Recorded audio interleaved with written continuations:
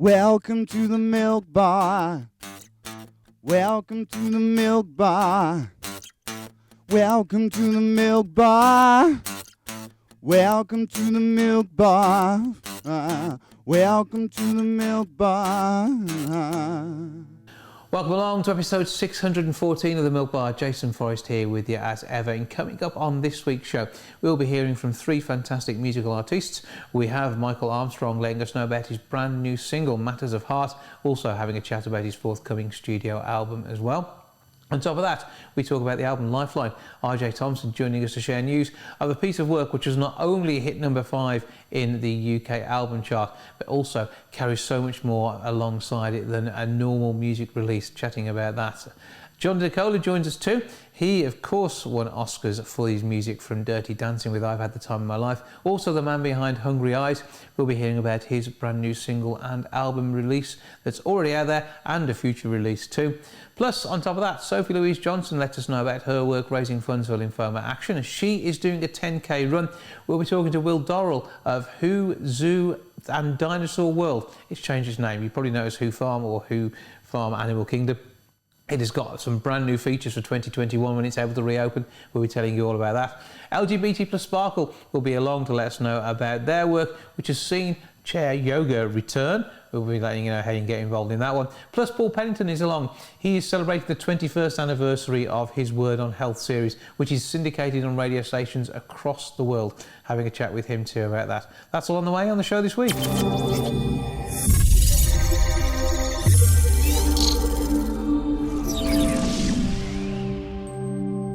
Sophie Louise Johnson is currently raising funds for Lymphoma Action and has a very personal reason for doing so, and joins me now to tell me more about the fundraising efforts. Hello. Hello, morning. How are we doing? Oh, I'm just a little bit knackered. I've just got back from my run. Yes, because you are in training at the moment, and you're doing some major running as part of your fundraising. So explain, first of all, what it is you're doing. So I'm running a 10k, which, to be fair, doesn't sound like a lot to some people. However, when you get started and you realise it is quite a lot. I started Couch to 5k purely for fitness reasons earlier in the year, and I hit 5k actually a couple of weeks earlier than I thought I would, and actually enjoyed running a lot more than I ever thought I might. It's quite helpful because my dad runs a lot as well. He's a great runner. So I've been meeting him on a regular basis, kind of. I know it's been handy. You're allowed to actually meet someone for outdoor exercise now, isn't it? So that's all good. So that sort of boosted your morale when it comes to this. But Lymphoma Action are on the receiving ends of funds for your 10k run, and this all ties in with an unfortunate diagnosis for your fiance. But fingers crossed, hopefully a good time to be able to get him through a difficult situation. Yeah, absolutely. He found a lump in his neck earlier in the year. Probably only about 5 weeks ago. It seems like it's been ages. Just what we thought was a harmless lump. I've had lumps under my armpits. I'm sure everyone, a lot of people have been to doctors with lumps, and 9 times out of 10, you packed up on your way, it's a gland, you've got an infection, all those things. And, I really pushed Luca to go when he got one on his neck, thinking, he'll come back from the doctors and they'll just say, yeah, you've just got a swollen gland, it'll go down. And it kind of just went from there, really. And every time we went to a doctor or for a biopsy, we were like, every time we thought, we're going to get the news that it's all fine. Until, Monday the 8th March, we got the call to say, this is what we think it is. We're fairly certain. Obviously, then since then, more biopsies, PET scans, all those things have indicated, yes, it's Hodgkin's lymphoma. But I have to say, I know there's been some tears. There's been, probably a lot more from me. Luke has been incredible. But I have to say, obviously, the support we've had from the NHS is unbelievable. Everything's been dealt with so quickly. And we kind of were very quickly pushed towards Lymphoma Action for like a support network. Yeah.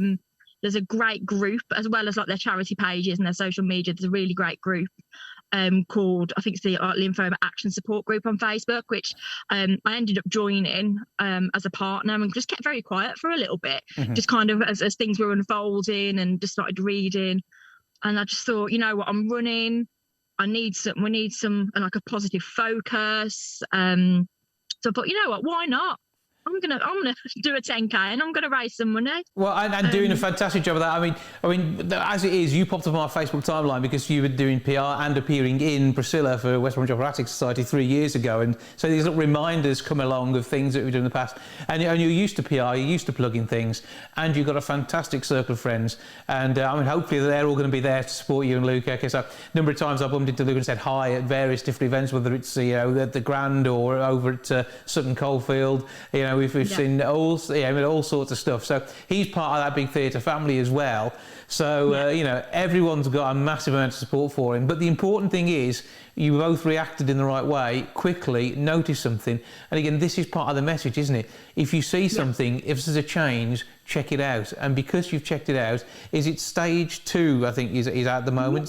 It's stage 2, which actually sounds quite scary because it's not stage 1, but actually when you obviously start to learn about all these things which you never think you're going to have to learn about, stage 2 just means that it's just spread slightly to the next lymph group. So it's quite lucky that he found his lump in his neck and it's only kind of just spread to the top of his chest. It's nowhere near organs. It's stage 2 early favourable, which he hasn't got any symptoms. Other symptoms are like night sweats, itching, fatigue. There's a few other things which he's had none of. So it's literally, if that lump had never come up, it could have been. Well, it could have been in a way. As it goes, I mean, for you, stage 2 was the earliest you could possibly have seen this, and you found it straight away. So, you've reacted correctly. The NHS, as ever, are brilliant, even throughout the whole pandemic. If people have been coming forward with cancer concerns, they've been dealing with it. And, this now is the time, if you have got to worry, do something about it and get yourself treated so you have the best possible prognosis. So things are looking good for Luca because of the early stage. It's still a journey, though, isn't it? That's the thing. Yeah, it's still a journey. We've got a weird 12 kind of weeks is the time frame on it. We've pushed our wedding. We're supposed to be getting married next May in the sunshine in Spain, in Marbella, one of our favourite places. But I think literally the night we got the diagnosis, had a little tipple, as you do, and we said, let's get married. Let's just get married early. Stuff it. I tell you what, you just renew the vows in May in Spain. Oh yeah, absolutely. So we just went, stuff it, come on. So we're actually getting married in August, which will be lovely. So I think we've got lots of positive. The prognosis is fantastic. Chemo, radio, should see the back of it. I just urge people, if they have got things that they haven't, go back for second opinions, push and push and push. If you may be worried about something, there's no harm. The NHS are amazing, but just keep pushing, keep getting things checked out. Because 9 times out of 10, you are fine. Yeah, and that's the thing, isn't it? I think you'll be the one. And if you are, you've got more to be scared of for not doing something about it than you should be scared of getting the news that it's something which is treatable. So. And that's exactly the way Luca's been. You say that because Luca was more upset and worried before he got his diagnosis because of the unknown, and he was convinced. I'll tell you now, he knew it. So strange. He had a gut feeling, and all of us around him were like, no. And yeah, there you go. So it's kind of like he's already dealt with it. So I think that's why both of us are just like, yes, we've got this. You're going to fix it. That's the thing. And through the support, whether you get through Lymphoma Action and the work that you're doing for them to help them to support both yourselves and others, it is all good news. Now, you were looking to raise 300 quid. You've absolutely smashed that already. Let's keep it going. Give us the details on how we can all get together and put some cash into this one. Yeah, so we've just hit this morning. I've literally just checked before we come on. £1,510. So I'm like, what? That's incredible. So I've done a page on GoFundMe. It's Sophie's 10K for lymphoma. I'm sure I'll send the link across and stuff like that. So if you go through GoFundMe onto your Facebook, my Facebook, it'll all be there. Yep. And if you follow a few of the people in the theatre world, there's been a lot of shares of this and a lot of donations, so it's probably hard to miss. Yeah, absolutely. You will find it. It's, I mean, basically through the love for Luca and the fact that you want to help those who find themselves in this similar position, but equally the message which comes out of this, and I know this is where you stand on it as well, is get yourself checked. You guys did, you saw it, you've got something done, and you've got the best possible outcome. So, it's not all smooth running. It's going to be hard work, but with the support and love that you've got around you, it's going to make it easy to get through this as best as it can be. But keep up the good work in the doing it. What's the date for your 10K? Sunday the 25th of April. I'm not quite sure on the route yet. We tend to run over Cannock Chase, but trying to avoid hills. I can go down a hill, but I haven't quite mastered running up a hill with any good kind of stamina. So you're looking for a car park at the top of a hill, and you can run down 10K and then get someone to drive the car down and pick you back up afterwards. That'll do the job. 10K is what counts. That's the important bit. Sophie, keep up the good work. Regards to you and to Luca, and pass on our love, and fingers crossed we're going to get a nice, quick, correct result for this one, and he'll be back to full speed before you know it. But thanks again. Thanks for doing what you're doing, and let's make sure we get a good amount of cash in as you get the support you need through this difficult time. Thank you. Thank you very much.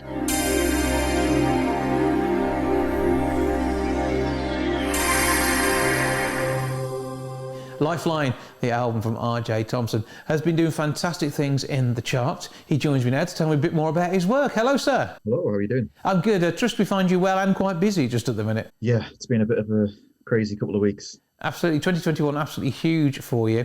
And as an independent artist, hitting the charts at a top 5 position on the week of your album's release must make you very proud. It does, yeah. I've been working at this for a long time. It's pretty much been me on my own the whole time doing it.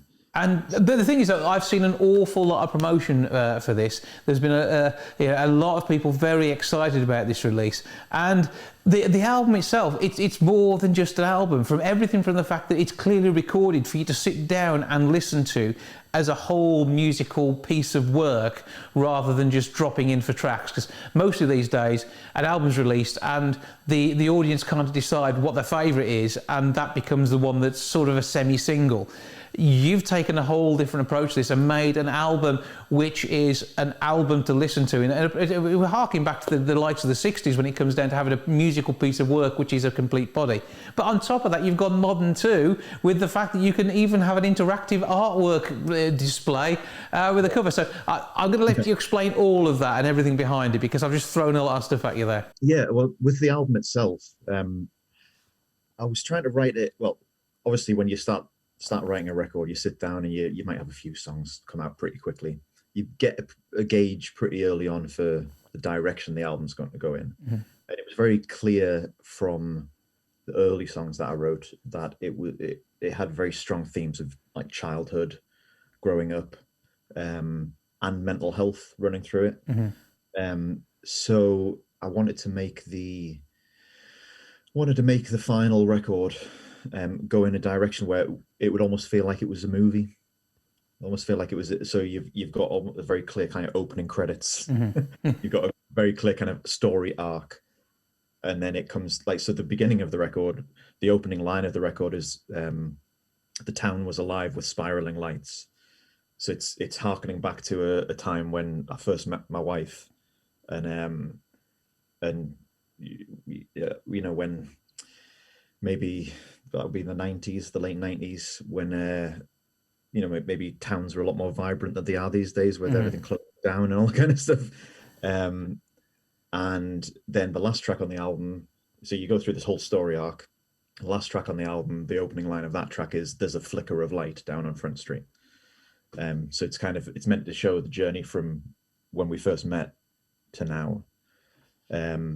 And then just kind of like she is the constant through it all, And with the music, the sound, and the love that's been crafted into this, I mean, with the vinyl release as well. I mean, that's quite exciting in itself, and the way in which it works as a concept on vinyl. Because I think this is one of those things that deserves to be listened to in that format. It kind of feels right. As I say, because it was written in the way where it's like a movie. It's like the lifeline at the end is basically the end credits. I wanted the whole experience of owning it to be just a little bit more than because obviously it's difficult these days with streaming and YouTube, as you've already mentioned. Like people can get fixated on one song, and that's all they'll ever hear from a record. But because I was very passionate about getting people to sit down and listen to the whole thing. Vinyl is as you say, is the only way to kind of really do that. It's linear. It is like watching a film. Yeah, and you've got the experience of opening it up. You've got the experience of, having to put the record on, having to listen, having to turn it over. It's not, you can't skip so easily. But with the record sleeve, that was very much a case of that picture of me on the front cover. It's me as when I was like 6 or something. And were you thinking potential album cover when you had that photo taken? Oh, what, when I was 6? Yeah. yeah. I knew straight away. Yeah. When I was 6 that this was going to be my breakthrough record. So no, I found that photo about 1.5 years ago. I'd never seen it, and it's always got me and my brother in that photo, and it feels like a bit of a time capsule. I think looking at that photo, it's like very much, you can tell the era, you can tell the vibe, and you can almost feel the atmosphere. And it's the fact the photo was taken on film as well, because it's not been it's been digitized for this, but it wasn't digital to begin with. Well, exactly. And then I thought, well, how cool would it be as to add to the experience of the record to have that front cover change over time. So basically, I've got a little bit of a background in design as well, and I work with a couple of friends on this concept. So basically, the record, depending on the weather where you are, the record, like there's an app that comes along with the record, and it's going to be like the accompanying thing to all of my records moving forward. The app kind of makes the record evolve. So you've got the sleeve, and if it's raining where you are, if it's nighttime, if it's Halloween, it's whatever, the record sleeve will portray that. So if it's, it might be raining and nighttime, there might be crazy Halloween things going on the sleeve itself. So it makes it much more of a movie, because you do get some pictures to run alongside the music. But often, I think radio allows better pictures in the mind, and I think that will be the case for listening to the tracks here as well. And so with the fluctuations in the way the music works and the expression that comes across as you head through the album, it must be difficult for you to say, hang on, this track's going to be a single, but do we have a single? The single we're going with at the minute is Lifeline. I feel like it's got the biggest chorus, I think. Lifeline and Kids are probably the obvious of from the record. But I mean, I like a lot of the songs on the album, and because radio, it's a very different thing to what it was even 5 years ago.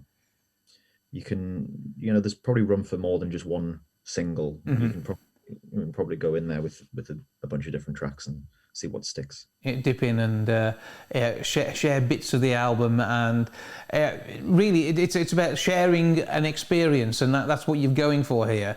So what else can people get from listening to this? So is there kind of like a feedback? You've talked about the mental health concerns that run through, and not so much themes as a reflection on life, and it's sort of holding up a mirror to reality, isn't it? Yeah, I think that because the record's so personal, there's a lot, like I was saying, it's childhood, mental health. I've had a few anxiety issues through the years, which kind of comes out in most of my writing, but particularly on this record. Because it's so personal, and I was very aware of how personal it was, and I wanted to make it feel quite universal, because the themes are universal ultimately, even though they're very personal to me. In this instance, the themes are very universal. So dotted through the record, there's a lot of spoken word as well. A lot of people talking, chatting, and those people are actually people just from my fans and stuff who I've sent questions to and asking them about mental health, asking them about their experiences, growing up, and they're dotted through the record to give this very universal feel to it. So an interaction with the people who listen to the music and your peers, an album which has been a journey to the point you are in your life now, but why haven't we heard something from you until this point in your life? Has it sort of been building building up, or is this the first time you've been able to get this project together in the way you wanted to? Yeah, I mean, I've been involved in music for a long time, probably 15 years now, and it's only maybe in the last 5 or 6 where I've truly kind of felt a level of comfort, maybe a level of ability. To be honest, I think I spent a long time learning and honing the songwriting and gigging, and I've spent a lot of time touring, just kind of relatively small venues. But it was about 5 or 6 years ago I got some significantly good shows. So I got some support stars with Jules Holland, and we did the Albert Hall, and we did some big things. And then it was after that, once all of that happened, that's when I was like, right, now I've really got to kind of, because I'd written songs, as I say, and I'd released like EPs and singles and stuff, but never really sat down and written like proper body of work. So about 3 years ago, I released a record called Echo Chamber, which was my first attempt at that full body of work. Which I love that record. It's much mellower than this, I would say. It's very very much in the kind of it's very much of an era, I would say. It's very much of it's very 80s influenced, and it's kind of, I guess, kind of easy listening.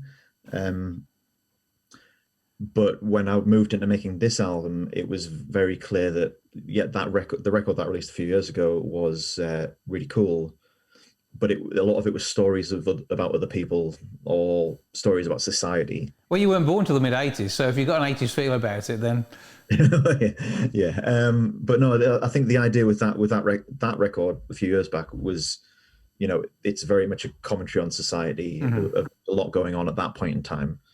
Politically and everything, so that was the vibe with that record. But with this record, it was very much a case of telling my story, and ultimately, I think that's resonated with people quite well, very well. And well, certainly, yes, it's picked up well when it comes to all the exposure that you've had on social media, and I think that's sort of been a bit of a driving force. It's when you talked about, because people are starting to understand what's actually happening, the excitement about the whole concept on the album cover, and I that's something which we don't see regularly. This is the whole thing here is new and a great different idea. The fact that you've got, say, this cinematic feel to listening to it, and the resurgence of vinyl, I think you probably kind of had to wait for that to be where it is now to make this work. Yeah, potentially. I think I've always been very interested in tech as well. So ultimately, I know the kind of kick I get out of, because I collect records. I've got a small record collection over here. And I know the kick I get out of owning bits that are really unique, concepts that are very, very special. And ultimately, I do view music. I mean, ultimately at the end of the day, I'm a songwriter, but I do view music as it doesn't have to just be the music. It's the entire experience that comes with the music. So yeah, it's taken a little while for the tech to catch up to the ideas. Well, we are there now. It's brought Lifeline to life.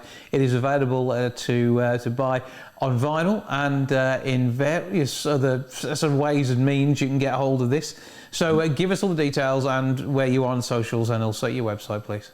Sure. So on social media, it's RJ Thompson Music, across all of them.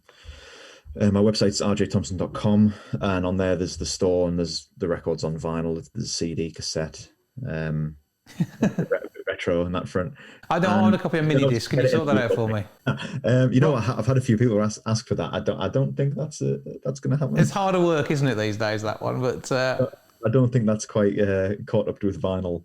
It's not as big as it was. But it's worth a listen, whatever format you're taking it on. Make sure you get your hands on a copy of this. We're going to take a listen to Lifeline now, and we'll share a bit of the music that way. But for now, RJ Thompson, thank you for joining us. Very much. There's a flicker of a light down on Front Street, where the business was lost to the code. And the park bench on us, those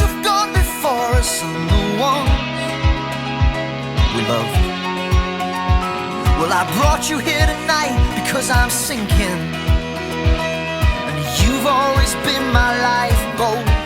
See, I'm no singer, and you're no singer, but we can hold a note. In the daylight, when I'm getting on with the game, and the late night, when I'm falling with my brain, girl, you could be my lifeline. Well, I could be your lifeline too. In the daylight, when I'm getting on with the game, and the late night, when I'm falling with my brain, girl, you could be my lifeline. Well, I could be your lifeline too. Well, I could be your lifeline too. Well, my dad taught me how to tell a bad joke, 3 chords that would get me on by.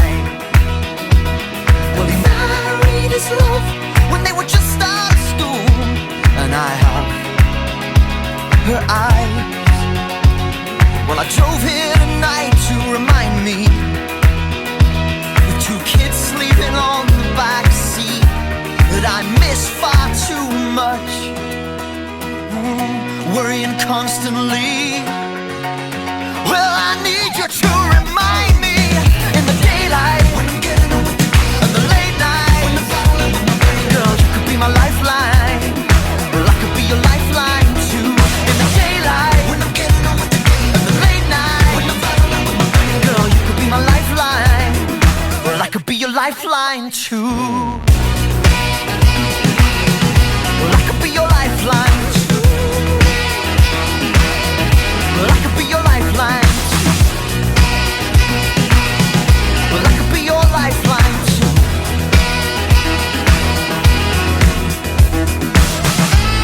We're losing light, you still bring me in focus. We're losing light, you still bring me in focus. Bring me in focus. The daylight, when I'm getting on with the game, in the late night, when I'm battling with my brain, girl, you could be my lifeline. Well, I could be your lifeline too. In the daylight, when I'm getting on with the game, in the late night, when I'm doing under my name, girl, you could be my lifeline. Well, I could be your lifeline too.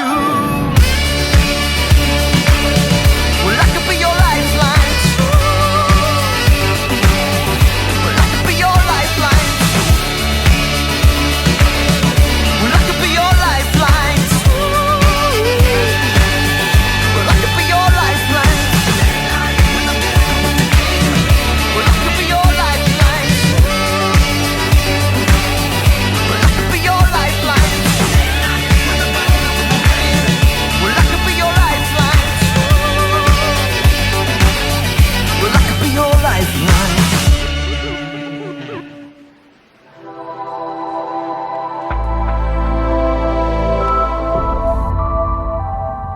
There's been another name change. It was Who Farm. It has been Who Farm Zoo, etc. It's now Who Farm Zoo and Dinosaur World. That's the bit you need to remember. I don't know how he's bred the dinosaurs. We will find out now as we chat with Will Dorrell. Hello, sir. Hi, Jason. How you doing? I'm good. Is the world treating you well?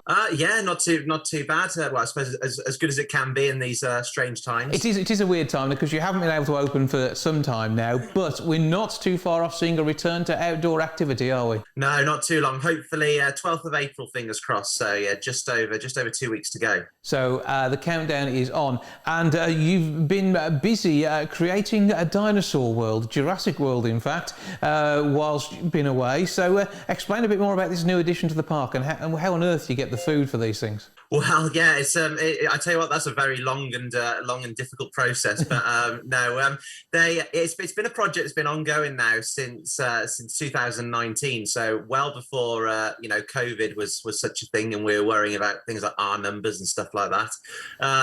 So yeah, it's been ongoing for quite a while. But it's our 30th birthday this year, so we wanted something big to sort of celebrate our 30th birthday, and we thought sort of what better way to do it than with dinosaurs, and the rebrand, which has been coming for a while, the Hoo Zoo rebrand. So that's certainly a very different place to what we started off as. Absolutely, and it's sort of grown and continues in popularity, and it's loved by everybody who comes to visit. I've been to the site and had a wonderful time as we walk around. I must come back as soon as we can get there, and we can do a bit of filming on site, and it'd be great to do a programme from down there.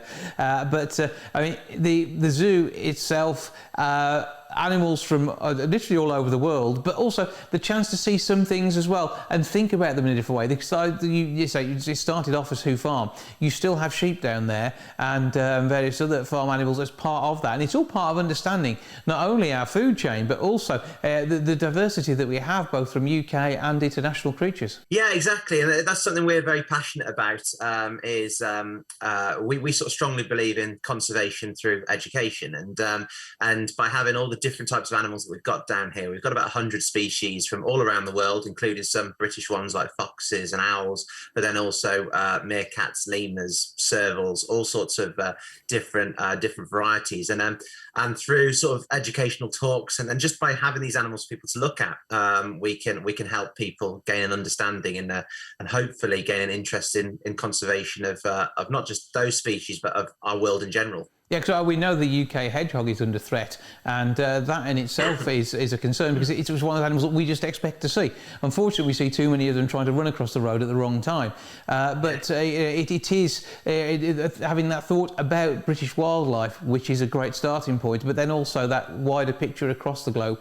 Now, however, your dinosaurs are definitely extinct, aren't they? They are not some sort of weird recreation due to a laboratory experiment going just outside of Telford. Well, we were thinking about that, but then there's a whole film franchise based around why that's a bad idea. Yeah, the documentary's there. The show shouldn't be done. That is exactly it, and we decided therefore that it was best to sort of leave that to the experts. So no, these ones are definitely, they're very, very, very lifelike, but though they are definitely extinct. And we've got 15 animatronics in total. It's set throughout a sort of a woodland walk that takes place over about a couple of acres or so, and it's we've been sort of very passionate about making sure that not just is it fun, but it is informative and educational as well. So as you travel through it, you travel through all the different ages, all through all the different time periods. And again, going back to that conservation ethos, it sort of helps people kind of understand and hopefully stop us going the way of the dinosaurs. Absolutely. And as we're hearing that meteorite that's floating around up there is at least 100 years away, we should be fine, at least, touch wood. So we won't necessarily go the same way as they did. But equally, it is all part of a great educational experience and a fun day out. And this is something which, the park itself, I say, it's just grown and grown, using more of the land that you've got down there. And when your parents started this, I bet they had no idea it was going to end up how you've got it today. No, I don't think they did. And I'm still not sure that they entirely realise what they've let themselves in for yet. They are, we're obviously family run, as you said. So my parents still are sort of very involved in it, and my wife and I run it nowadays, and we've got 2 kids as well who don't realise the madness they've been born into yet. Hopefully it'll be around long enough to go down to a 3rd generation as well. But exactly as you said, when we first opened 30 years ago, we were called Hoo Farm Country Park, and then we just had a scattering of sheep, cows, and pigs, and a few horses, all that had come with my mum and dad from another farm where they were proper farmers, so to speak, and then when they moved here, the circumstances changed, that they had to sort of look at different ways of diversifying.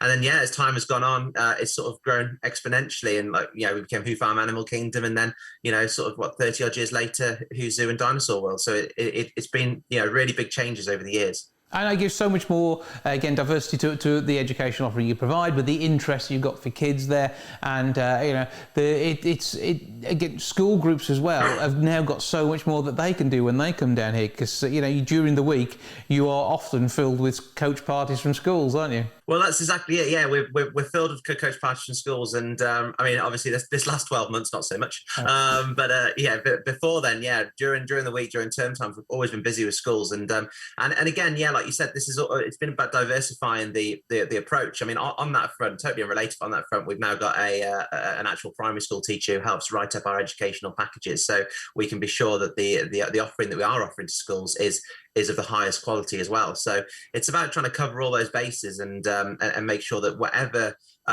reason you have for visiting, you, like you said, you have a fun time, but an educational time as well. Yeah, and absolutely nothing else like this around the Wolverhampton area. So just half an hour up the road to Telford, you've got a fantastic facility. And so you've got the zoo side of it, and you've got the dinosaurs. Say, I can't think anyone else it offers that in the Midlands at all. You're heading quite a long way down south before you get something like that again. So certainly from our point of view, you are the closest, and I say a fantastically run site. And does this mean you're going to be adding in some dinosaur-themed meals to your many food offerings as well now?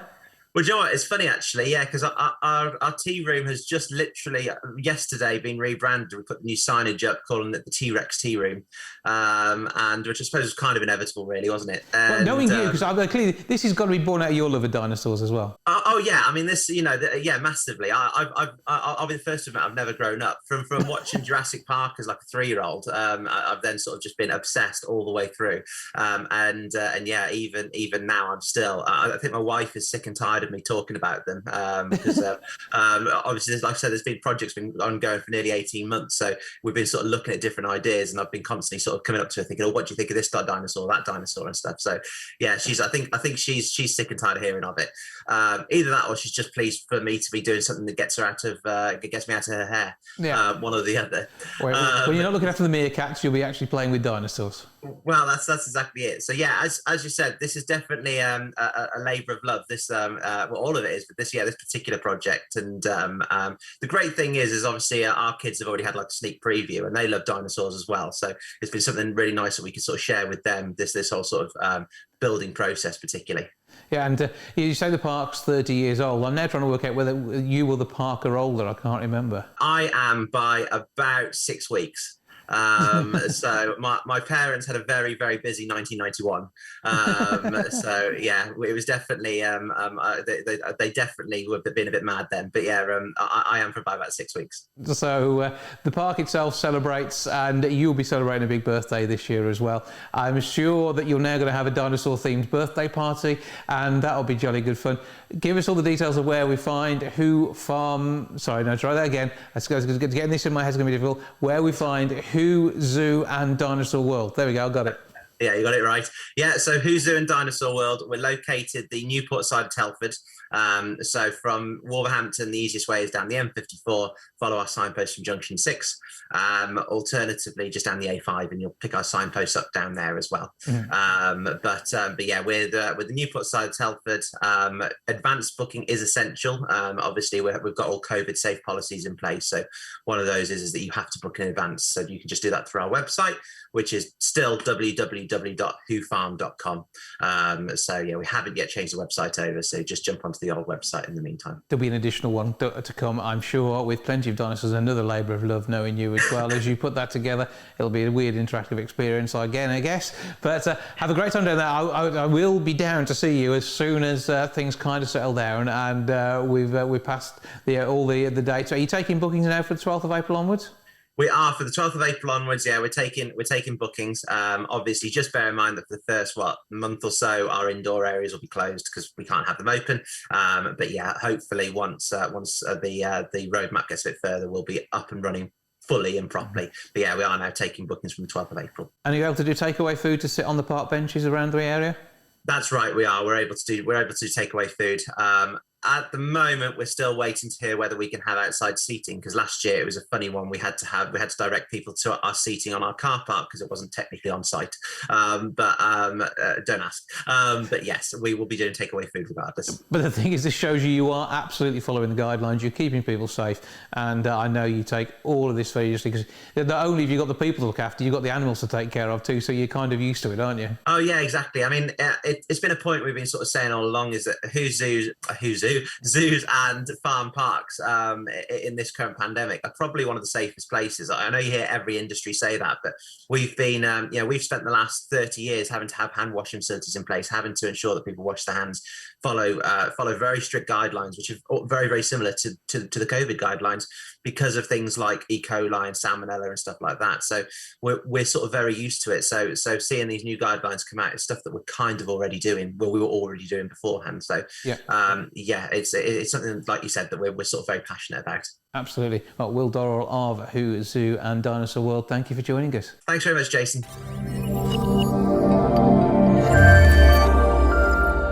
The latest single from Michael Armstrong, Matters of Heart, is available now. He joins me to tell me more about it. Hello, sir. Hello, Jason. How you doing, mate? I'm good. How are you? I'm very good, thank you. Very good indeed. And soon to be excited about the release of the single. I have my promo copy in front of me now. And amazing stuff. Absolutely love it. I've given it a spin on the radio before. I was actually, as soon as I could, the day it arrived, I played it on the wireless because it is so good. So absolutely has to be done. We'll be taking a look at the video as well in a minute or two's time. But tell us more about the latest of your work, because you've been busy grafting away again, haven't you? Yeah. There's a new album coming out on the 25th of June. The album is called Oh Hi, even though it's actually spelled O-J-A-I. Yeah, I'm glad you said that, because I was looking at it here thinking, third studio album, meh. So Oh Hi is what we need to know. Okay. Yeah, it goes against every single rule of marketing. If it was a record company, record label, they'd be telling me off. But what the hell, I can do what I like now. So Oh Hi comes out on the 25th of June, and it's available to pre-order now. And if you do, you instantly receive free of charge the new single Matters of Heart, and which we're going to see a bit of in a moment. Matters of Heart is it's a song that I wrote for my parents, really. Mm-hmm. They were, the song's about, it could be about any couple. It's about a couple starting out their life together as young kids, getting married, having kids of their own, and just going through their future. And my parents are still married after 50 odd years. They're in their 70s. They're both children of the baby boomer period, born in the late 40s, mm-hmm. and working class. Dad come from Mitcham, South London. And they built a fantastic life for themselves. My brother and I had a great upbringing, and my dad built a very successful company. And they've always been there for me. They still are, still help me out when I need them. And they've taught me an awful lot about being a man, being a husband, being a father. And I'm a songwriter, so what could I do? I wrote them a song. Absolutely, and an amazing one it is too. I've loved the first two albums. I know it's your music's well received in the industry, and we're just waiting to see it hit the charts so the top end of the charts, rather than getting the word through. And I think once people start to know your music, they will be back for more. And you've had success. I know your single's been played on radio too. They are also behind your music, and I want to know why we haven't seen you on whatever the equivalent of Top of the Pops is these days. I suppose it's kind of YouTube in some ways, but there's got to be the time when you are that breakthrough artist that everybody's listening to, rather than a very well musically educated select 1,000 or two at the moment. That would be nice. Difficult question to answer, when you put to me. I mean, in terms of the musical equivalent, I guess the only musical equivalent of Top of the Pops is Jules Holland's Later, isn't it? And you would fit so well on there. This single should be on Jules Holland's Later. Yeah, that would be good. That would be good to do. I think they're obviously doing strange programs at the moment because of the lockdown situation. But trying to think, looking back at older programs, I think. But there is a new series coming, so we'll certainly be trying that.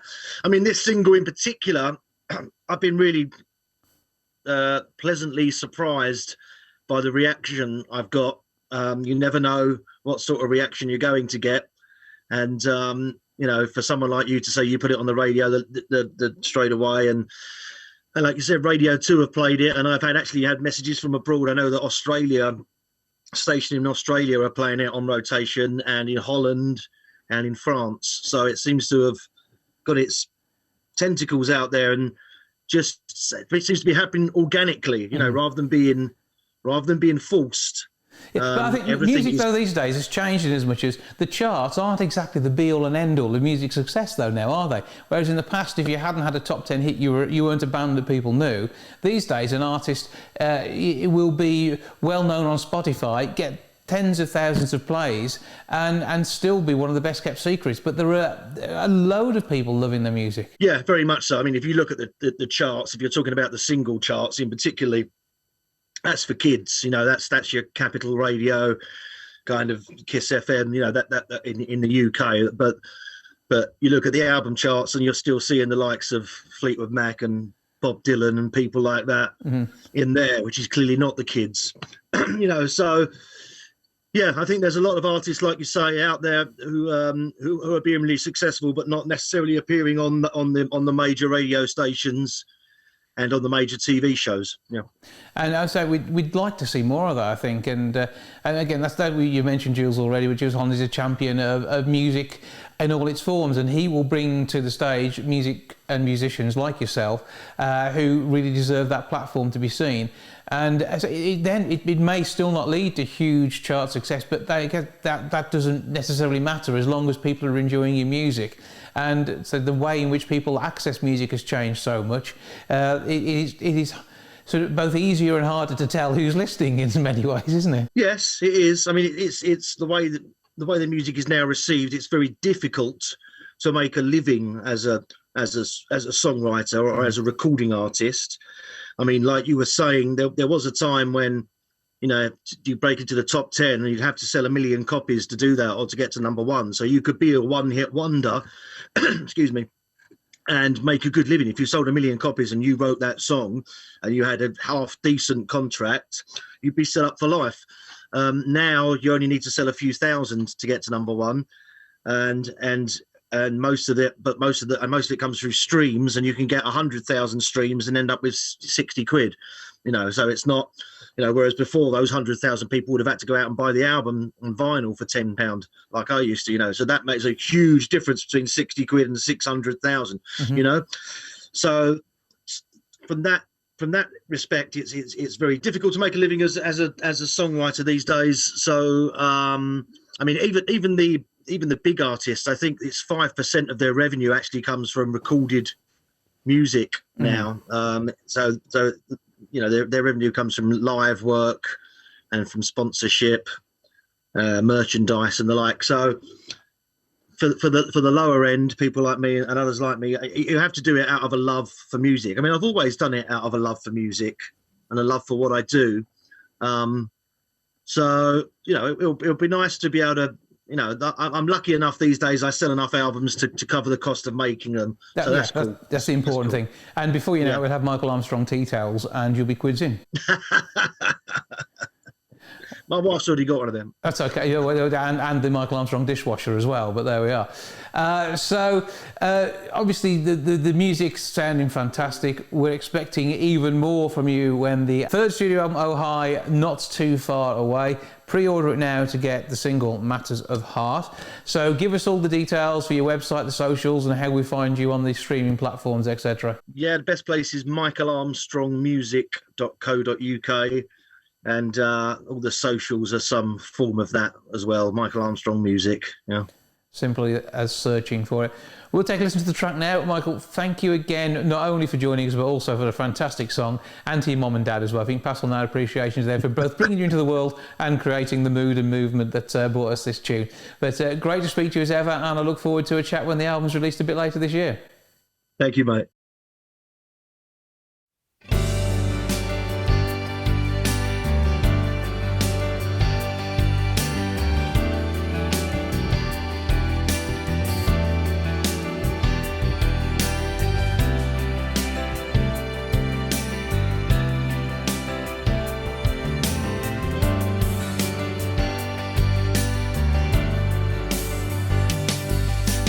Out upon that new horizon,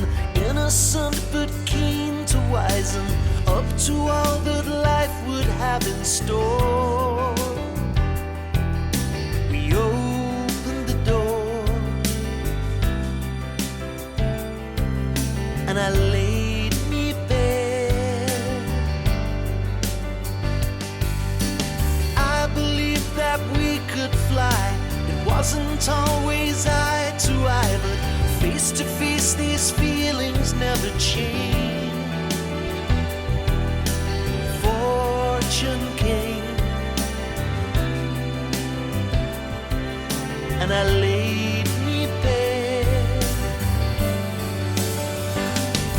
It'll always be forever, and together this endeavor, 'cause we fought our way from nothing at the start. And we could have done things better, but we managed it whatever, 'cause the only thing that matters is the heart.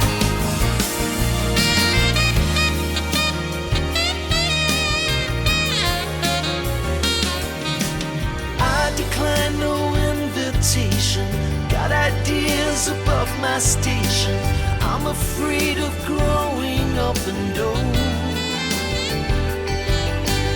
Truth's never told. I lay me bare. It'll always be forever, and together this endeavor, 'cause we fought our way from nothing at the start. And we could have done it better, but we managed it whatever, 'cause the only thing that matters is the heart.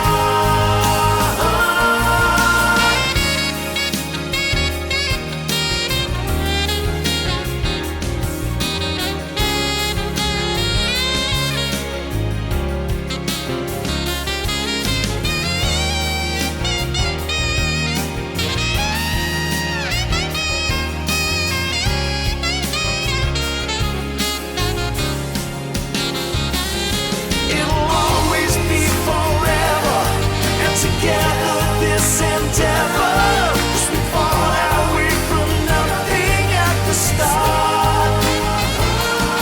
And we could have done things better, but we managed it whatever, 'cause the only thing that matters is the heart.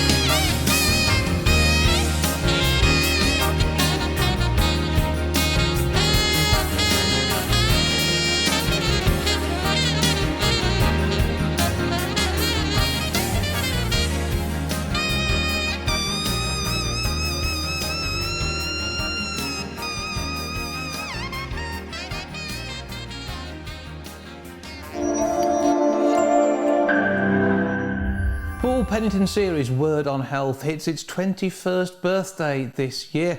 I'm sure there's a feature to be had just about that in itself. He joins me now for a bit of a natter. Hello, sir. Hello. How are you doing? Very well, thank you, Jason. Good stuff. Now, Word on Health is something that's been born out of your ongoing broadcasting career. It's a service which you offer to radio stations not only across the UK but across the world, and gives a little snapshot on various health conditions. And just having that conversation might trigger somebody to think, hang on, they're talking about me here. And you must have actually been instrumental in loads of people getting a diagnosis, which has helped to turn their life around. That in itself must make you proud of what you do. It's really humbling, actually, Jason, and thank you for saying it. I've had a few emails over the years from people saying, I heard you on the radio and my mum went to the doctors and we've discovered, and, you know, it just gives you that sense on the back of your arms, you know, that the hairs come up and you just think, wow. It's something I do free of charge. That's something I should add to what you've already said. And I don't ever ask any money for it. I just see a lot of work done by charity that doesn't find itself onto radio or TV. And thanks to you guys, it does increasingly these days. And that's the beauty of community radio, is that it reaches and supports organizations like the charities that I talk to on a weekly basis. So to working in partnership together, we are making a difference. And as I say, it does really sort of humble me to know that we are reaching people and we are making a difference. Well, over the 21 years or so, which is it this November you mark that? Yeah, this September to November, it's 21 years, every week of the year sending out a feature. We've not missed 1 week yet. It's looking back, you can see some seismic changes. The most welcome change, I think, is in mental health. Mm-hmm. People's attitudes far more progressive than they were 21 years ago, accepting dialogues and people talking about their mental health and realizing it's as important as their physical health. And it's great that we're seeing more people engage in healthcare services now. I mean, we're having to a certain extent, but self-care is now up people's agenda. So I'm hoping that on the other side of the vaccination program and life returning to some sort of normality after COVID, that we can all see a better improvement all round in the nation's health, really. Absolutely, and it's sort of been a wake-up call to think about how we do, how we feel, what we do, because of the concerns that the likes of COVID have had on those with either weaker immune systems or who've already got underlying conditions. And I know that you have had COVID, and that really knocked you about. And it's you still kept doing reports throughout. I don't know how you do it, but you did. And I know that hasn't been easy, and so, I mean, you're talking from experience when you're talking about some of the healthcare issues here, because it's some of these things you've experienced yourself. Yeah, I mean, I'm now what's known as a long COVID sufferer, so I've got emphysema now. So my life has been cut short at some point by COVID-19, and it comes to us all eventually, hopefully later rather than sooner. But it is one of those things, and it is what it is. I've got what I've got, and I'll carry on living with it. There are positives, though, that have come out of COVID. Look at the amount of deaths that have been cut from flu. Look at the cut down on spread and intestinal winter vomiting bugs. The fact that we're all being a little bit more considerate to one another, that makes a big difference. I mean, I know it's been tricky during lockdown, but the brilliance of the British people to rise resiliently to the challenge and ensure that we can move forward is amazing, really. I mean, yes, you see in the media pockets of people who don't quite believe and don't follow the rules, etc. But for the large part, most people do, and I couldn't be prouder to be British because of that. And it's fantastic to be able to see that life can return on the other side of vaccination. But for a good few years yet, we're going to have to be very, very careful with regard to distancing, with regard to hand washing, which won't be a bad thing, and to be considerate towards one another. In the past, it was a badge of righteousness to go into work when we were ill. These days, we've got to stay at home when we're ill. And if that's a message that we can take forward and people aren't taking communicable disease into the workplace and spread it amongst people, well, that's got to be a good thing. But long COVID has got me, and you just got to get on with it, right? Like many people do. There are lots of people living with long-term conditions in the UK. They get on with it, so will I.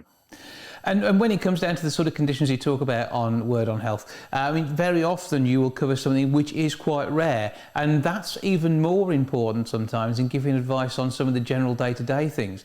So, again, we're talking about people finding out that their symptoms might match something else. Their doctor may not have known what to make of them because they haven't got all the other factors in their life. You know it yourself. You get some clues from something like Word on Health, and actually you can then, as we say, get a diagnosis which is more meaningful. And talking to your GP after a Word on Health report, we're not trying to turn anyone into hypochondriacs here. That isn't the way it works. But if you've got something, it could again be a trigger. And the rarer diseases are sometimes the ones that it's harder to get the information together on. So again, fair play for doing that. The difficulty with living with a rare disease is the fact that you feel very isolated because nobody understands what you're going through.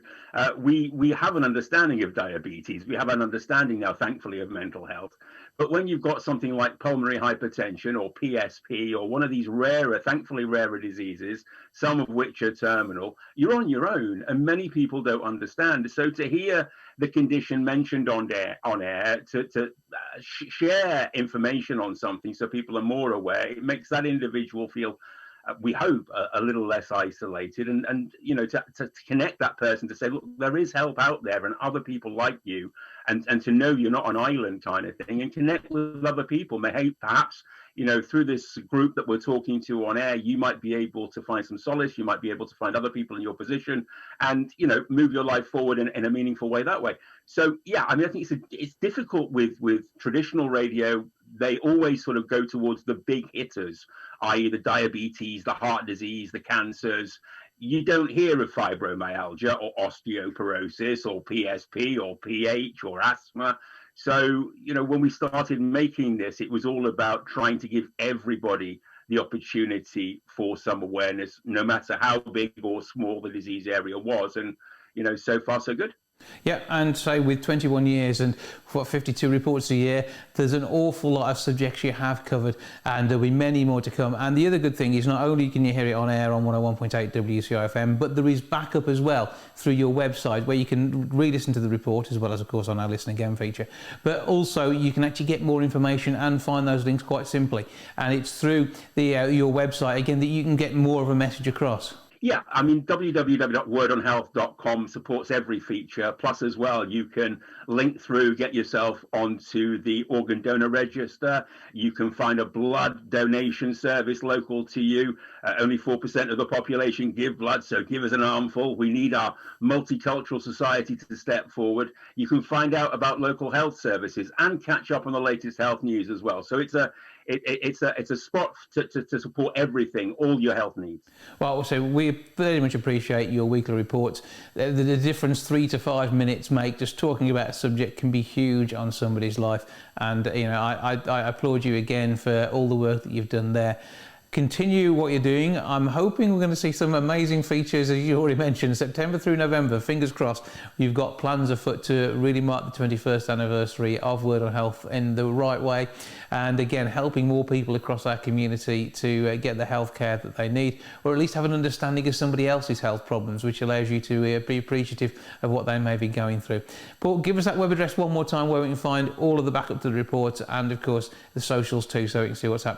It's www.wordonhealth.com. Simple as that.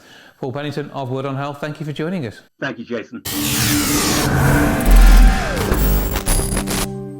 Singer-songwriter John DeNicola is producing some fantastic work at the moment. He is an Oscar winner. You will know his work. He joins me now to tell me more. Hello, sir. Hey, how are you, Jason? I'm very well. Is everything treating you well? Everything is going really nicely today. We got a little bit of spring starting, so that's nice. That does help. We like the good weather. We like when it works out well. But when it comes to the music, you certainly put a spring in everybody's step with what you're producing. We all know the song "I've Had the Time of My Life," Oscar-winning work. And I mean, how do you follow that? I mean, that is already a tricky one. It was a few years back now. The career continues. More people book you to do things. You produce your own stuff. But give us the potted history for the last, 30 years? Yeah, at least. Well, how do you top that? You you can't, and maybe you don't want to. I'm thankful that it's continues to matter at all. Actually, this many years later. You know, it's been quite a wild ride, between that and Hungry Eyes, from the movie Dirty Dancing.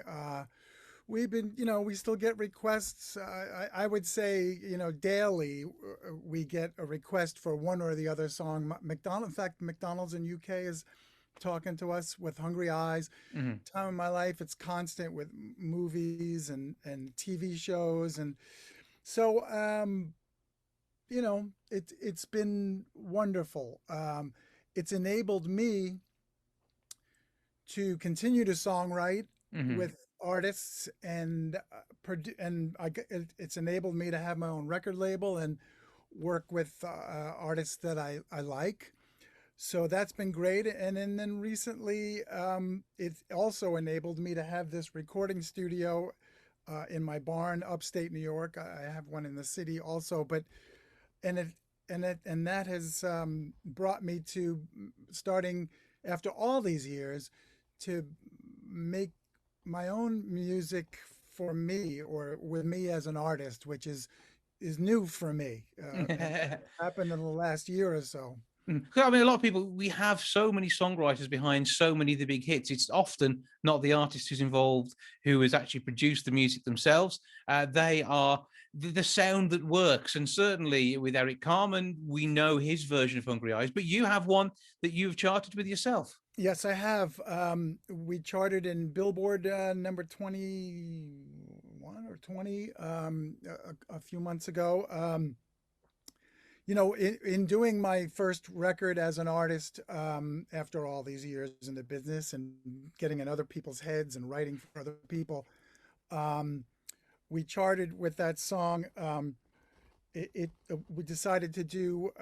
I spoke to my son, who's a drummer. He's also a filmmaker, and I said, well, how am I going to do Hungry Eyes on my record? It's almost crazy to try, and even crazier with the time of my life. And he said, well, you know, there's a lot of modern indie rock bands who are kind of drawing, you know, in a modern way, drawing on 80s synth pop, which is what Hungry Eyes sort of was. So I took his cue, and actually he plays drums on it for me. And I sort of imagined, you know, indie rock band, how they'd approach with, you know, synths and stuff, and I came up with a new bass line, and you know, it seems to you know, it did well in the U.S. on the Billboard charts and adult contemporary, and I feel lucky. Well, if anybody's allowed to tweak that song, it is certainly you. And you know, it must be quite strange, though. We say you get the requests through for these songs continuously to appear and stuff. Obviously, the musical stage version of Dirty Dancing doing the rounds as well, and hopefully continue to contribute quite nicely to that bit of equipment just behind your left shoulder. You know, it's that sort of thing that if you get one amazing classic song like that, you've potentially got a retirement fund. You get two, you've got a retirement fund in two places potentially. And your new single is one that people will recognize as well, with People Make the World Go Round. Yes, well, I mean, it's an old song from the 70s. People Make the World Go Round. It was done by the Stylistics in the 70s, and I don't know, it just struck me when I was doing my record. I did 9 original songs, mostly songs that I had written for other people like John Waite. I wrote a song with John and Keith Reed from Procol Harum called In God's Shadow. So there were a lot of songs that were already either never covered, songs that I had written that were never covered or covered by somebody. And then there was 2 covers. And one was a Moby Grape song. A good friend of mine, Peter Lewis, is from Moby Grape. And I can't tell you why I did People Make the World Go Round. I think it was an early influence on me. I did a lot of time in clubs and bars playing sort of Philly soul R&B music, and I don't know, it just felt good. I started doing it. I don't know how the germ came in my head, but the track is such a beautiful track originally. And I had so much fun sort of recreating that myself. And I think one of the reasons I for some reason, I find it easier to sing in a falsetto. And I'm no Russell Thompson, but you know, I thought I'd try it, and people reacted well to it, so we put it out.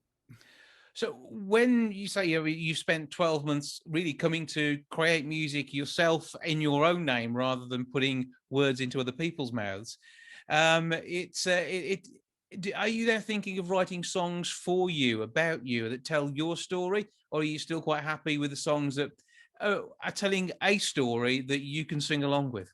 My newest record, the Why Because, it has Hungry Eyes and People Make the World Go Round on it. And I am now working on a new record, which is all brand new songs, nothing from the past. The why, because as I explained, was sort of songs from the past that I adapted for me and found my voice on, and realized my voice made them sound different. But the new record is specifically written for me, for the first time. So the next record is going to be kind of unique, and people's response. I haven't finished mixing it, but people's responses have been really, really good. I suppose as well, to get your name out there, because we may see it in brackets on the bottom of a 7-inch vinyl or whatever it was back in the day. These days, it's somewhere in the notes on iTunes or Spotify or somewhere similar. It's getting that name to the fore. And again, that must be an interesting one with someone with so much music industry experience, kind of having to sell yourself for the first time. Well, that's not a ton of fun, because that's not really me. But in a way, there's no burden on me in a way, I'm just putting the music out there and hoping people pick up on it. It's been immensely satisfying, both the last record and the new record, to no longer put on the hat of getting in someone else's head what they would want to sing and now what I would want to sing. And so it's if nobody buys it or hears it, that's disappointing, but I still am fulfilled putting the music out, because it just, from an early age, I started at 6 or 7 years old, and always knew music was what I wanted. So when you're a songwriter, artist, or whatever you want to call it, it's a feeling you have to have. I come in here and I'll start a song, and it's nothing until it's something, and I finish it, and the feeling I get from finishing it and it coming back to me, and I go, wow, I like that. There's nothing like it. Very satisfying. Well, certainly I will be playing some of your work as soon as you bring that second album out in your own right. So I'm looking forward to that. And I'm looking forward to the getting the story behind the man who tells the stories as well. And I think that is something which we don't normally get the opportunity to do. If somebody like yourself is writing for films, we very rarely hear what they have to say, and the only time that happens is normally somebody's written a Bond film, so sort of soundtrack, and that way we know who they are. But so many times the real skill is pretty much unknown, and that must be a strange side of the industry to work in. You're not really up there with your name in lights touring normally. Yeah, the songwriter, the pure songwriter, that's not an artist, is a neglected. Is neglected. Really, no one knows who they are. They don't get paid as well as everybody else. In the Spotify, Apple Music age, it's almost for nothing. I mean, you get 1/1000th of a penny per stream. So I often get about 13 million streams per quarter. That's every 3 months. That's a lot of streams. 13 million streams. I could never live off of that. It's like $300 or $400 maybe. I mean, it's ludicrous. And Spotify and the record labels, they're making the money. The songwriter, and I always, whenever somebody's asking or interviewing me, I always try to say, if you support an artist, if there's somebody you like that you think is your favorite band, buy the CD, buy the LP. Go online and download it at Bandcamp and pay them, or iTunes, because when you buy it, then the artist songwriter actually will see some something that they can call a living. When you just stream it, it's I don't know how long it can last, because there's no way songwriters will keep writing songs in the future, because they can't get paid. Yeah, you know? and so if you're a touring band, you have the fact that you're touring to get off the back of it. Exactly. When you're a songwriter whom that is your craft, and you're allowing others to sing, it just not there. You can't get it.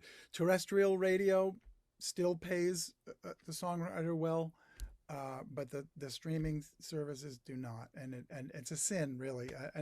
I was just seeing on Facebook today a couple of there's a little bit of a wave, a little momentum of people's songwriters who have power speaking out and demanding a change in this. And so I haven't given up hope that, if streaming continues to be the main form of people's listening, then, that someday something will change and songwriters will actually get paid.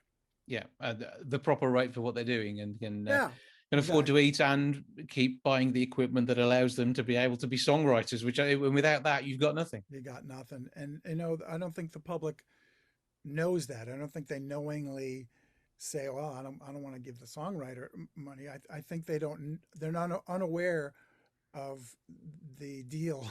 It wasn't a deal. It was kind of shoved down songwriters' throats. It dates back to some very old, like 1930s deal, at least in the U.S., that they made, that the streaming services have sort of taken advantage of, and the songwriters haven't been able to change that. I think there was a little bit of a movement in Congress here in the U.S. that got a little more money, but it's still. Yeah, next to nothing. We need to see that change. So that's one thing we're calling out for. Meanwhile, as you are releasing things yourself and you're the performer on them, fingers crossed we can see at least something to give you a lifestyle and sustain you rather. So the music that's out there at the moment, so we've got the album, which is you singing songs you have shared with others, with the covers on there as well, which is where we find the single at the moment. Then soon to come is the new music. So give us the full listing of everything that you've got going on and where we find each of them and where we buy it so you get the funds. Okay. Well, you can go to OMAD Records, OMAD Records.com.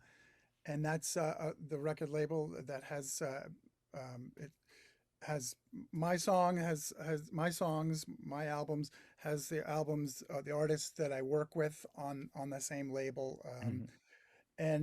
So looking forward, and of course you can get everything on the aforementioned Spotify's and Apple Music and iTunes. iTunes, if you download it, actually there's some money to be made. But and I'm working with another artist coming up in the next month. He was in a band called The Size, who had some hits here on the. They actually did pretty well in Europe too, particularly France. And one of the members of that band, I just did one of their records last year, and now he's one of the members is doing his own record. So that's next for the Barn Studio up here in upstate New York. And I'm about to finish this. In fact, I was just mixing one of the songs, and it's going to be a similar 9 original songs, although, as I said, written for this for now during lockdown. And then there's 2 covers. The 2 covers are sort of interesting. For some reason I like to do a couple of covers. I'm doing Jeff Beck version of Morning Dew from the record Truth, which is a big thing to chew and bite off of, but I'm loving it. I love that song. That first Jeff Beck record, at least in the States, I imagine there too, was very influential to a lot of musicians here. And the other cover is another ridiculous thing for me to do. Can't Find My Way Home, Blind Faith. I'm doing a version of that, and actually that's already out in Spotify. But it's going to be on this record. But yeah, Traffic and Steve Winwood, my heroes, So you keep doing what you're doing. You keep writing Oscar-winning songs. There will be more to come, I am sure. plenty more from your pen, or probably word processor, which does music these days. And we will take a listen to People Make the World Go Round. John, thank you for joining us. And we're very much looking forward to hearing more of your work and buying it in the correct way. Let's say a physical CD, because that's by far the best way of doing it, isn't it? Yes, it is. John DeNicola, thanks again. All right. Thank you so much.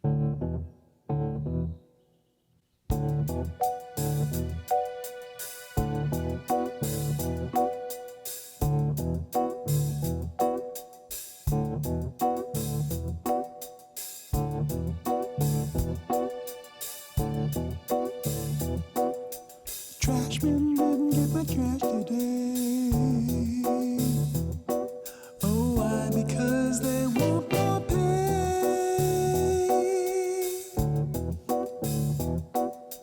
Buses on strike wanna raise fare so they can help pollute the air.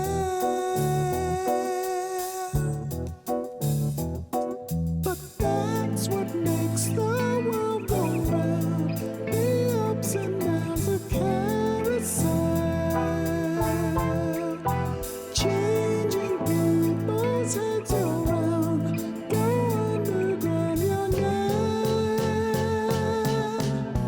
People make the world go round.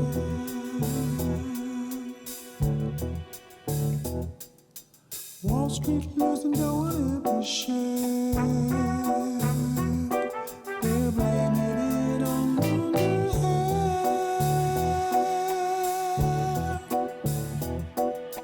Big men smoking in their easy chair on a fat cigar without a care. But that's what makes the world go round, the ups and downs of carousel, changing people's heads around, go underground, young man. People make the world go round.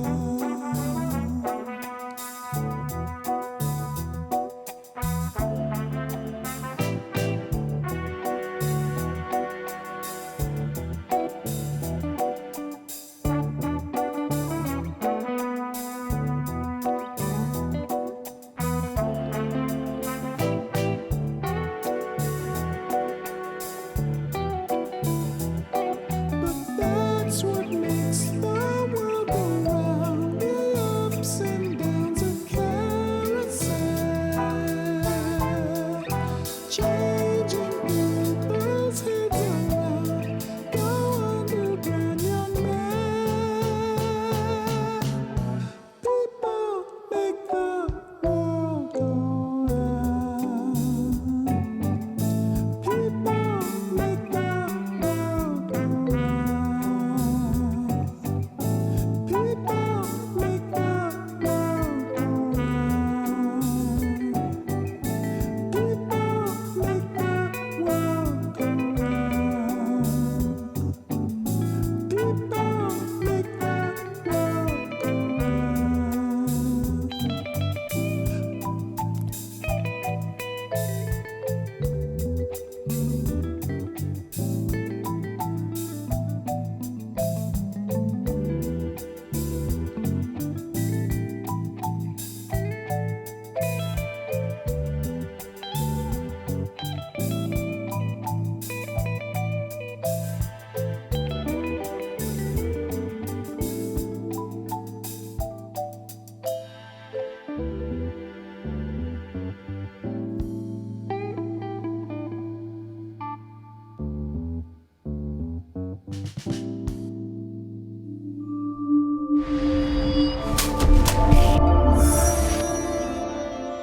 The chair yoga sessions from Wild Wolf Movement have returned for LGBT plus Sparkle and run through to the 22nd of April, thanks to some brand new funding. To tell us more, I'm joined now by Sparkle's Paul Ryder and Marie from the wonderful Wild Wolf Movement. Hello to you both. Hello, Jason. So first of all, Paul, let's do some LGBT plus Sparkle housekeeping first, because Felicia, your unicorn, seems to have had a baby. Yeah. He has. Yeah, for those of you who are listening to the sound only on this, you won't have a clue what we're on about. But Felicia is a stuffed unicorn that is as big as Paul Ryder, that normally joins him for our chats. You can see the video on our Facebook page if you haven't seen it already. And there's now a baby. Now, the baby has a name. Betty Sparkle. Betty Sparkle. That's nice, isn't it? Back to the serious stuff and the yoga. Marie, tell us more about the current sessions. The current sessions, which are being funded by Wolverhampton Social Prescribing, are chair-based sessions. They're every Thursday from 1 o'clock until 1:45 p.m. and anyone is welcome to join. Social prescribing is a means of trying to encourage people to be healthy and active in the city, but without a medical approach, and you can be referred by your GP, or you could just approach me or Wolverhampton Social Prescribing if you'd like to join the sessions. So you have to kind of have an invite in some ways, but it's something that you can get involved with. It's without cost to you at the point of use, and it gives you a chance to really explore something new and maybe improve your health without putting too much effort in. Because some people think, oh, I really can't be doing with that. But through the chair yoga, you actually can get some really good benefits really quickly. Exactly. It's wonderful for helping to reduce stress and with pain management, helps to build strength, flexibility, and also really give your mood a boost. Lots of people are kind of put off by yoga at the thought of, you have to have special equipment or wear something fancy, etc. That's really not the case, and you can do it from the comfort of your own chair. There's also a really nice kind of community aspect to it, with the same people coming weekly and having a little catch up, and it's a really nice kind of thing to do at the moment. And Paul, how does this link in with your LGBT plus Sparkle meetings each Thursday? And it links in with Marie Burrows really well, because there's LGBT community that can attend from obviously our group and other organisations that might have people they support as well. So it's open to everybody really. But so you just have to get in touch. So Marie, how do we do that? You can get in touch with me via wildwolfmovement@gmail.com.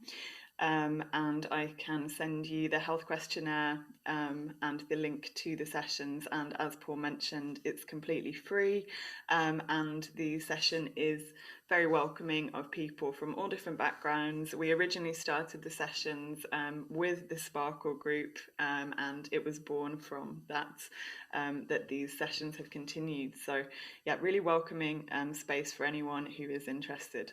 And what sort of success stories have you had so far? Because it builds confidence as much as anything else, doesn't it? Oh, definitely. The feedback we've had has been really, really wonderful, with people saying that without the chair yoga sessions, they wouldn't have been doing any kind of other physical activity. Lots of people kind of saying, oh, I didn't think I was the kind of person who could do yoga, but now I see that actually I can, and I found it hugely beneficial for managing my stress, anxiety, etc., which is really, really lovely to hear. And Paul and I are both sat down at the moment. Are there any moves that you could try and talk us through at the moment to just sort of give a flavour for the sort of things you might do? Yeah, sure. So if you both want to come to sit comfortably with your feet on the floor, it's important to have your feet on the floor so you have a nice stable base to begin with. Mm-hmm. Keep the spine nice and upright so you can rest your hands onto your knees. Relax the shoulders down away from the ears. Good.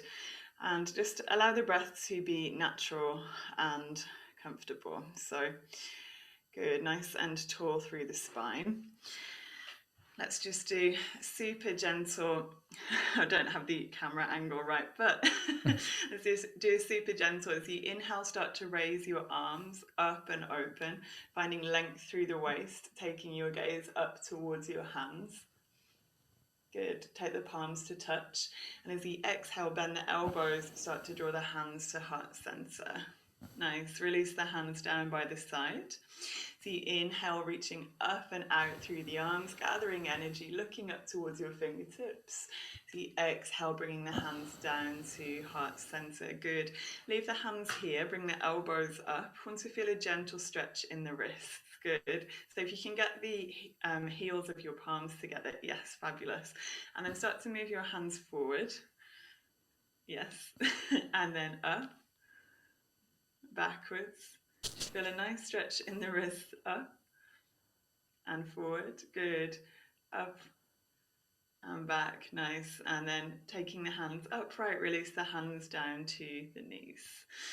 That is a super simple shoulder opening, wrist opening sequence, and that's just a very small kind of snippet of the kind of things you could expect from a session. So, well, and that really, with the back thing, I'm normally slouched forward whenever I'm having a chat. I'm terrible for it. And it's that sort of thing that we often do when we're sat in a chair, that you're going to kind of reverse. And when you're then sitting down, actually, you're more likely to think, hang on, I did that in class and it was so much better when I sat up properly.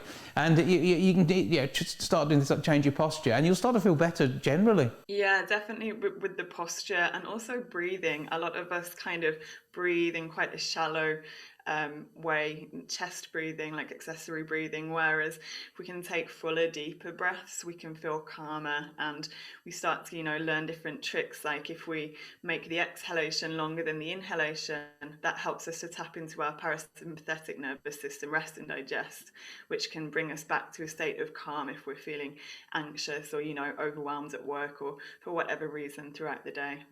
So certainly chair yoga is going to help. You do full classes as well, though, and people can actually find those and join in with those on various different price levels depending on what they're looking for. Yes, that's completely right. I do online group classes, mat-based sessions. I also offer one-to-ones. I'm starting a park yoga session soon as the weather improves and the restrictions start to ease. And I'm also doing workplace wellness programs where I offer a combination of meditation, breathing techniques, desk yoga for different businesses. So lots going on. So give us all the details again on how we get in touch, not only with you about the sessions that you're doing with Sparkle and this service, which means it's free of charge for point of use for the chair yoga, but also how we can get in touch on the other classes that you offer. You can find me on my website, www.wildwolfmovement.com. You can also find me on Instagram at Wild Wolf Movement or Facebook /The Wild Wolf Movement. And get the details that way. Now, Paul, all this ties in with your regular Thursday meetups for LGBT plus Sparkle, and I know that you've got many talks and conversations being had over the coming weeks. What have we got coming up this week?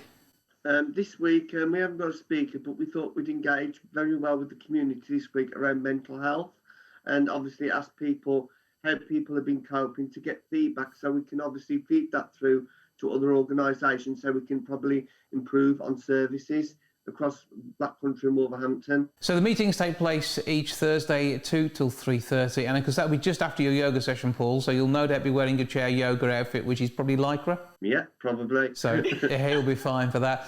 Where do we go for more information? You can find us on Facebook. It's LGBT plus Sparkle Wolverhampton. If you want any more information to contact us, we've got an email address, lgbtqsparkle@gmail.com. So get in touch, become part of the group and join the conversation. And the chair yoga, as I say, something is running alongside and in addition to it off the back of the work that you were doing with funding earlier on in the year. Well, Marie and Paul, thank you both for joining us. Thank you so much for having us.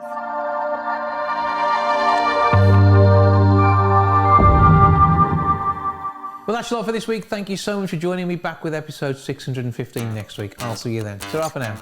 Goodbye from the milk bar. Goodbye from the milk bar. Goodbye from the milk bar. Goodbye from the milk bar. Yeah. Goodbye from the milk bar. Yeah.